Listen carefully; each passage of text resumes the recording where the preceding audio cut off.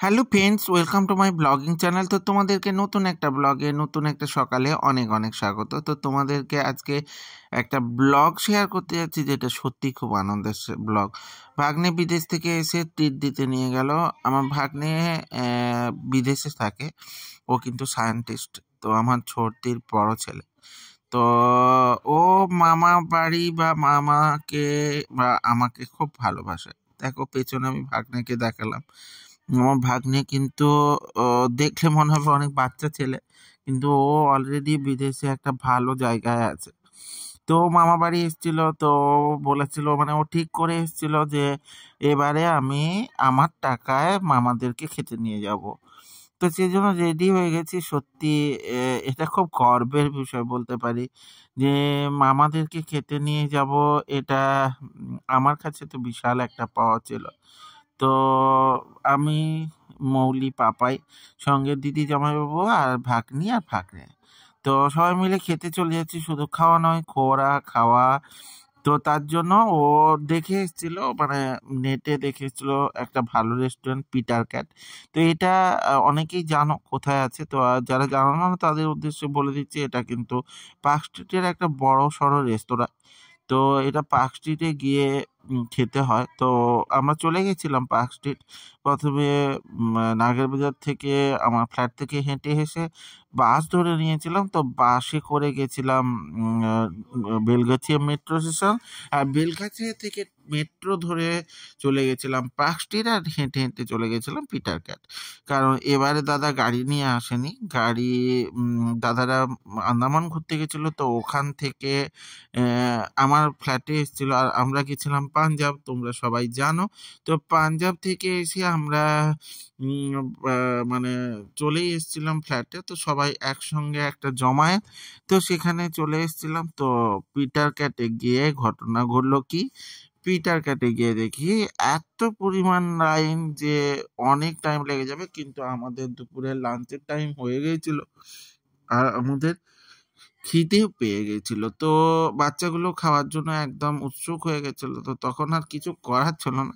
তখন ওর পাশেই ছিল বার্গার। হ্যাঁ, তার মাঝখানে আমরা মুগাম্বো গেছিলাম। তো মুগাম্বোতে গিয়েও দেখলাম যে অনেকটা টাইম লাগবে, 1 ঘন্টা সেই ওয়েট করতে হবে। তো খিদে পেয়ে যাচ্ছে। তো তখন ঠিক করা হলো যে খাবো তো খাবো, তাহলে আমরা পিটার ক্যাটেই খাবো। কারণ যেহেতু সোনু ঠিক করে এসেছিল, সোনু মানে আমার ভাগ্নে ঠিক করে এসেছিল যে পিটার ক্যাটেই আমাদেরকে খাওয়াবো। তো পিটার ক্যাটেই খাবো, শেষ পর্যন্ত ঠিক করা হলো।